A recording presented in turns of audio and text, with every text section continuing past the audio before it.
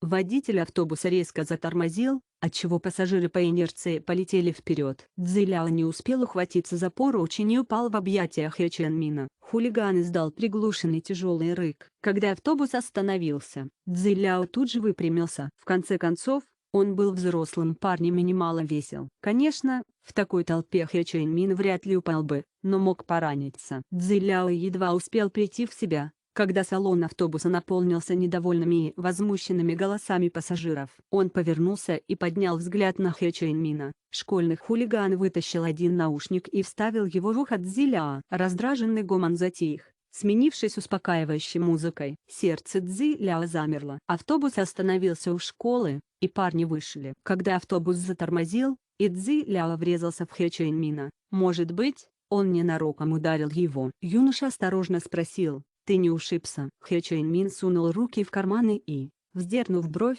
спросил: «А что, если да?» Цзиляо поперхнулся и ничего не ответил. Отведя взгляд, Хэ Чжэньмин кашлянул в кулак и со всей серьезностью заверил: «Я в норме». Но чем сильнее он старался выглядеть серьезным, тем недоверчивее становился взгляд Цзиляо. В конечном итоге, он насильно вытащил из кармана руку Хэ Чжэньмина и повернул ладонью вверх. Кожа на фалангах пальцев и мягких подушечках была содрана до мяса. Кровь все еще до конца не остановилась. Скорее всего, он поранился, когда схватился за поручень, пытаясь удержать их обоих от падения. Когда Цзиляо взглянул на рану Хэ Чжэньмина, его сердце предательски защемило. Хэ Чжэньмин увидел грустное выражение на лице Цзиляо и убрал руку обратно в карман, а потом наклонился и прошептал ему на ухо: «Не делай при мне такое лицо, иначе я могу не сдержаться».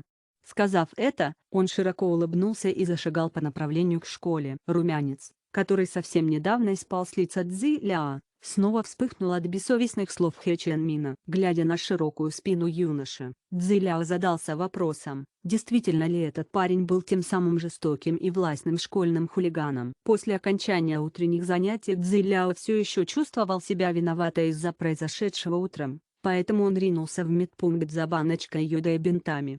Через несколько минут он стоял у входа во второй кабинет и не решался зайти. В это время Линь Цзян как раз вышел из туалета и увидел Цзиляо, стоящего у входа и робко подглядывающего в дверной проем. «Ищешь брата Мина?» В последний раз, когда он видел Цзиляо и Хэ Чжэньмина вместе, те показались ему довольно близкими друзьями. Сначала он думал, что Цзиляо скромный молодой господин из богатой семьи, но проведя расследование, выяснил, что тот был обычным человеком без высокого происхождения или связей. Даже его успеваемость в школе была средней. Но если он был другом Хэ Чжэньмина, он был другом Линь Цзяна. Брат Минуты, скорее всего, спит. «Хочешь, я его позову?» Сказав это, Линь Цзян направился к классу и хотел крикнуть. Увидев это, Цзиляо поспешил остановить его. «В этом нет необходимости. Просто передай ему кое-что от меня». Он повредил руку. Цзиляо отдал йод и бинты Линь Цзяну. «Брат Минуты ранен». «Этого не может быть. Он с кем-то дрался и проиграл», — недоверчиво спросил Линь Цзян. В конце концов,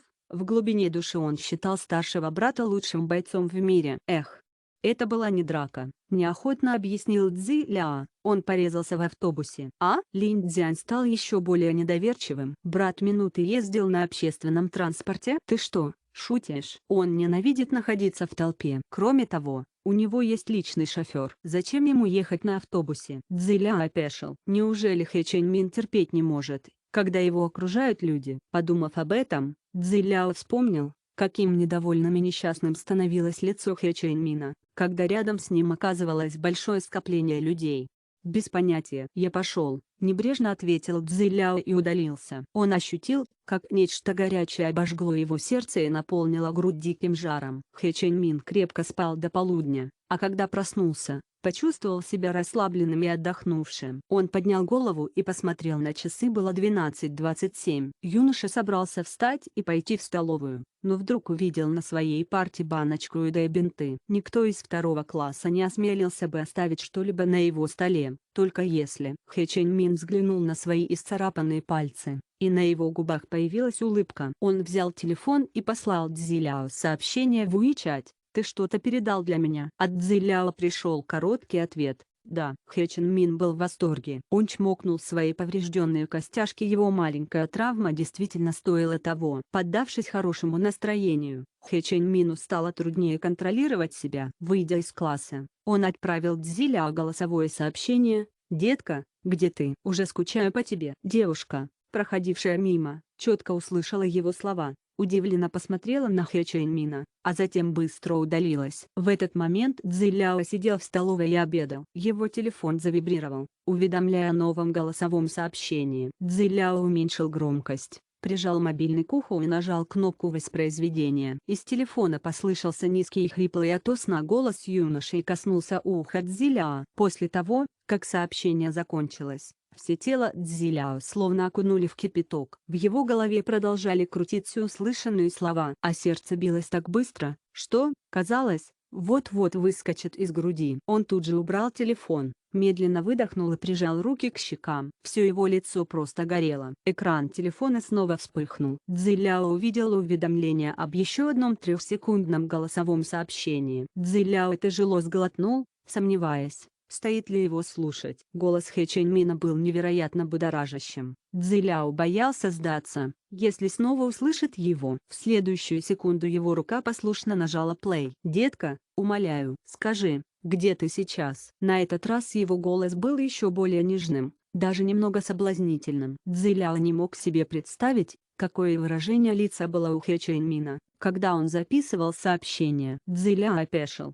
Когда он стал так много думать о Хэ Чен Мине, его голос был каким соблазнительным. Неужели Цзиляо забыл, что этот парень все еще был главной грозой школы? Он высокомерный и бессовестный тип, грубый и вспыльчивый. Но почему? Почему с ним Хэ Чен Мин вел себя иначе? Конечно, Цзиляо знал ответ, но он не собирался сдаваться этому хулигану так просто. Маленькое сердечко Цзиляо больше не выдерживало. Он быстро вышел из столовой, прижав руки к груди. Ему срочно требовался свежий воздух. Когда Хэ Чен Мин не получил ответа в WeChat, он принялся искать Цзиляо самостоятельно. На самом деле было всего лишь несколько мест, где стоило посмотреть. Если Цзиляо не было в школьном блоке или столовой, стоило проверить спортивную площадку. В конечном итоге, Хэ Чен Мин все равно найдет его. Как и ожидалось, на скамейке у края спортивной площадки он увидел Цзиляо. Юноша сидел совершенно прямо, погруженный в свои мысли. Вечно зеленые деревья защищали Цзиляо от солнечного света,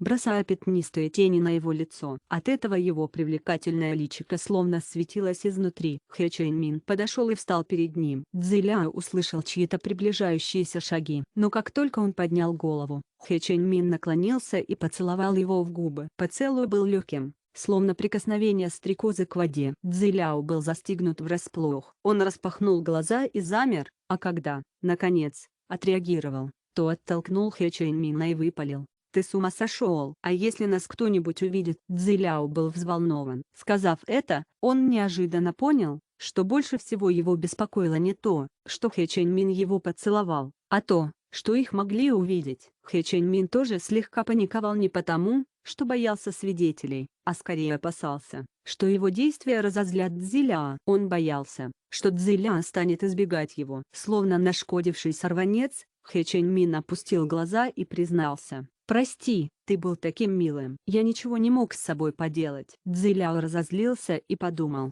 «Значит, это я виноват. Не сердись на меня, я прошу». Но прежде чем он успел закончить свою мольбу, его прервал Цзиляо: «Не продолжай». Он больше не хотел слышать «я тебя умоляю». Это было слишком. Всю дорогу до класса Цзиляо бежал без остановки. Невероятно. Хэ Чен Мин его только что поцеловал. Цзиляо сел за свою парту и еще не успел перевести дух, как вдруг девушка за задней партой похлопала его по плечу. Когда Цзиляо обернулся, она протянула ему бутылку воды. Цзиляо замер и вежливо поблагодарил девушку. Он не был общительным, поэтому ни с кем из одноклассников особо не дружил, тем более с девушками. Увидев доброжелательную улыбку одноклассницы, Цзиляо даже немного смутился. Эту девушку звали Сюся Цзин. Она была активной, веселой и разговорчивой. «Всегда пожалуйста». Сюся Цзин улыбнулась и посмотрела Цзиляо в глаза. Она дождалась, пока юноша выпьет немного воды и расслабится, а затем наклонилась ближе и спросила: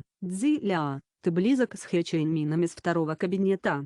Сердце Цзи Ляо бешено забарабанило, его первая мысль была: неужели кто-то видел, как он поцеловал меня? Цзи Ляо запаниковал. Ну как это возможно? Ведь он осмотрелся. Поблизости больше никого не было. А почему ты спрашиваешь? Цзи Ляо настороженно посмотрел на Сю Сяцзин. Потому что видела. Прямолинейно ответила Сю Сяцзин. Видела. Цзи Ляо аж подскочил от потрясения. Сю Сяцзин немного растерялась. Она не видела причины для такой паники. Разве это было не очевидно? Да, дважды, ответила она. Один раз у ворот, а второй в столовой. Хэ Чэньмин закинул руку к тебе на плечо. Он так не ведет себя с простыми знакомыми. Выходит, вы близки. Так и есть. Пока Сю Сяцзин говорила, ее глаза сияли как звезды. Услышав это, Цзи Ляо облегченно вздохнул и сделал еще один глоток воды, чтобы оправиться от шока. Он действительно испугался. На самом деле мы не так хорошо знакомы, только недавно.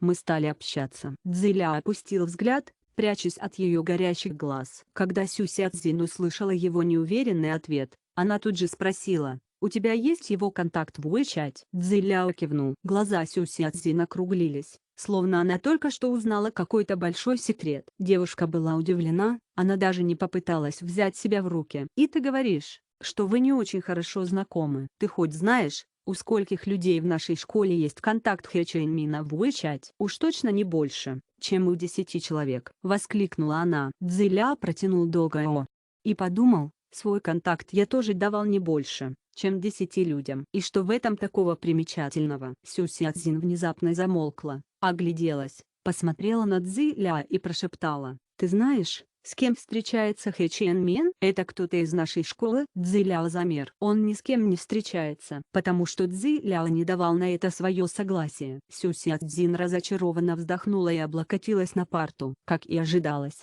Цзи Ляо оказался недостаточно близок к Хэ Чэньмину. В противном случае, почему Хэ Чэньмин не сказал ему? Цзи Ляо увидел, что она ему не поверила, и повторил: «Он действительно не встречается». Сю Сяцзин подняла голову и поманила Цзи Ляо пальцем. Когда он придвинулся ближе, девушка прошептала: «Моя подруга слышала, как Хэ Чэньмин посылает голосовое сообщение в WeChat своей девушке. Он назвал ее деткой, даже сказал, что скучает по ней, и хотел, чтобы она помылась и подождала его». Цзи Ляо был в полном шоке. Первые два предложения были правдой, но что, черт возьми, было с последней частью? Ничего подобного он не присылал. Или Хэ Чэньмин отправил эту часть кому-то другому. От этой мысли Цзи Ляо почему-то немного расстроился. Внезапно зазвонил телефон Цзи Ляо. Он вытащил мобильник из кармана и взглянул на дисплей. Пришло новое сообщение от Хэ Чэньмина: «Детка, помойся и жди меня». После этого пришло еще одно сообщение: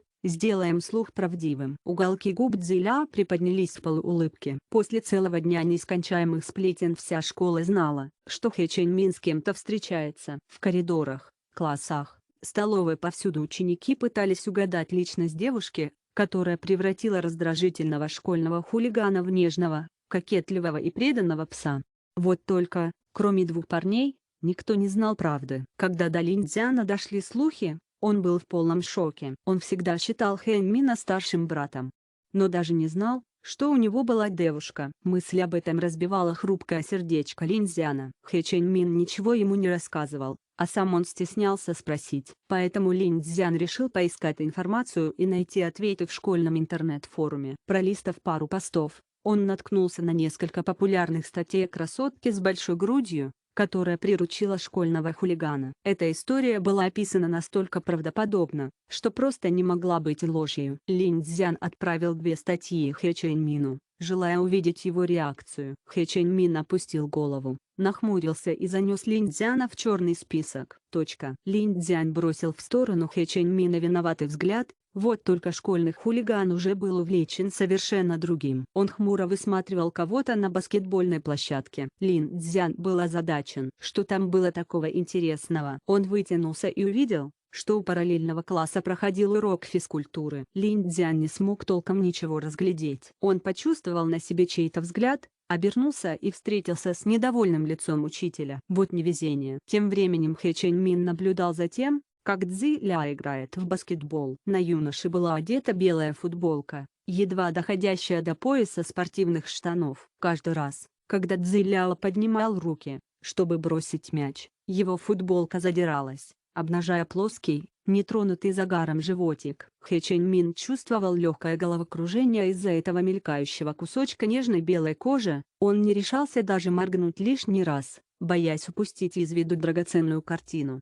Весь урок он наблюдал за Цзи Ляо, пока его фигура не исчезла с баскетбольной площадки. Затем Хэ Чэнь Мин взял телефон и отправил сообщение: «Детка, твоя футболка слишком короткая. Еще немного и твоя тонкая талия окончательно возбудила бы меня». После этого он молча встал и направился в туалет, потому что действительно чувствовал невероятное напряжение в нижней части тела. Наступила ночь, но Цзи Ляо все еще не ответил на его сообщение. Хэ Чэнь Мин был немного расстроен, он лежал на кровати, не в силах заснуть. Как только он закрывал глаза, в его голове мелькали образы Цзи Ляо с 14 до 17 лет. В течение этих 3 лет Хэ Чэнь Мин украдкой наблюдал за ним, но Цзи Ляо никогда не замечал его любопытный взгляд. Возможно, Хэ Чэнь Мин просто устал быть в стороне, он больше не мог терпеть. Он хотел приблизиться к нему, рассказать о своих чувствах, прикасаться и целовать. Он хотел отдать Цзи Ляо все, что у него было, мог сделать все, чего тот только пожелает. Хэ Чэнь Мин открыл глаза, сел и взял телефон. Он набрал номер,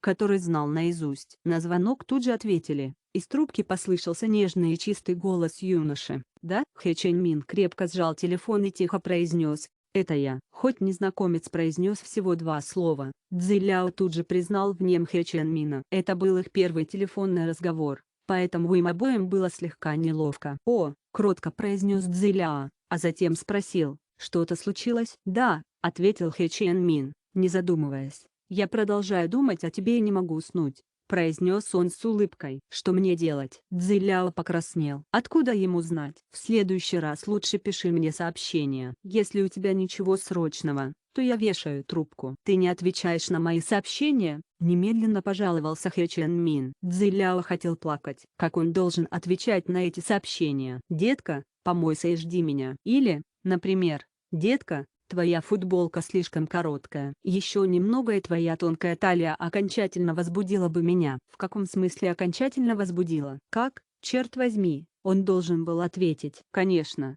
Цзи Ляо не посмел высказать школьному хулигану свои претензии, ведь он был трусом. «Тогда присылай мне нормальные сообщения», — проворчал Цзи Ляо, встал с места и облокотился о стол. Его взгляд скользнул по тексту учебника. Рука медленно потянулась и закрыла книгу. «Все желание учиться пропало несколько минут назад». «Но все, что я писал, правда», — возразил Хэ Чэнь Мин. Он всегда боялся, что Цзи Ляо не поверит в искренность его чувств, боялся, что если будет недостаточно откровенным, то может потерять его. Поэтому Хэ Чэнь Мин делает все, чтобы донести до Цзи Ляо свои чувства. Цзи Ляо чувствовал себя несчастным и не знал, что сказать в ответ на его слова. «Забудь», — пробормотал он угрюмо. Хэ Чэнь Мин услышал обреченность в его нежном голосе и подумал, что Цзи Ляо игнорировал все его сообщения, потому что не испытывал ответных чувств. Глаза Хэ Чэнь Мина потускнели, он долго молчал, а потом глухо хмыкнул. Реакция Хэ Чэнь Мина немного раздражала. Внезапно в дверь Цзи Ляо дважды постучались. Юноша оглянулся и увидел,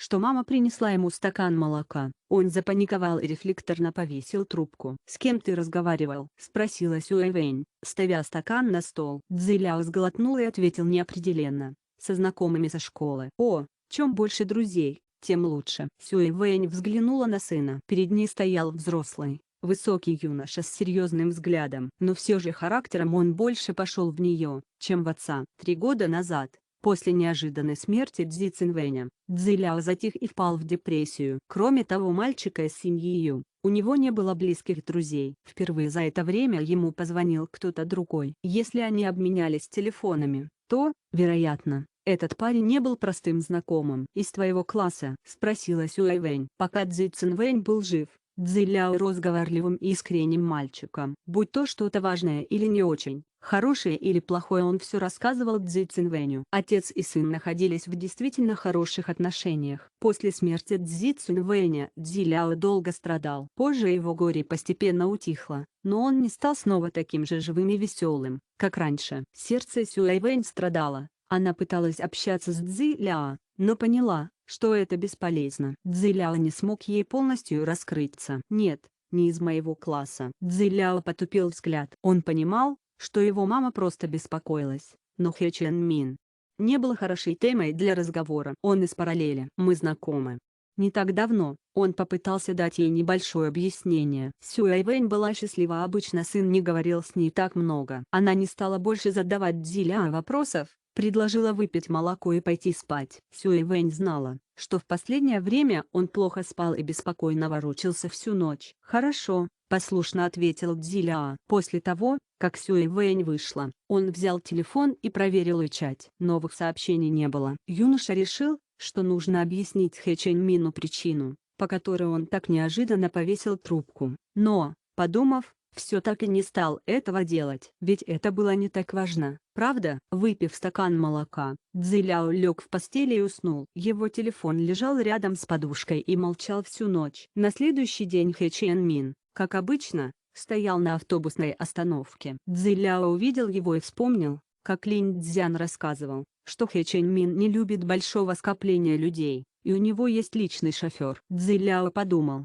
что ездить на автобусе каждое утро, наверное, ему совсем неудобно, ведь переступать через себя не было необходимости. Зачем каждый день толкаться в толпе, если можно доехать с комфортом на машине? Поэтому Цзиляо молча подошел к Хэ Чен Мину и тихо произнес: «Не приходи больше на остановку». Когда Хэ Чен Мин услышал это, выражение его лица стало холодным. Впервые Цзиляо первым заговорил с ним, и каковы были его слова? Цзиляо попросил его больше не приходить. Словно нож слова Цзиляо резали его сердце. Неужели у Хэ Чен Мина совсем нет шансов? Было так больно. Он почувствовал, как что-то жалось в груди. Хэ Чен Мин подавил дрожащий голос и взмолился о пощаде. «Что я сделал не так? Скажи мне, я исправлюсь». Его черные глаза смотрели в упор на Цзиляо, но в них застыли неуверенность и страх. Хэ Чен Мин всегда чувствовал превосходство перед другими людьми, заставлял их повиноваться. Он никого раньше так не умолял.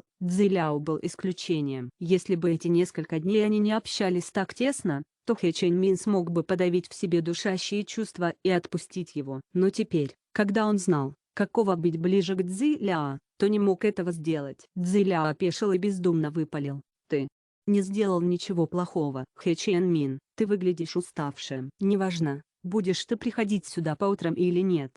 Мы все равно найдем способ общаться». Как только Хэ Чен Мин издал глубокий вздох и опустил голову, Цзиляо понял смысл своих собственных слов и густо покраснел.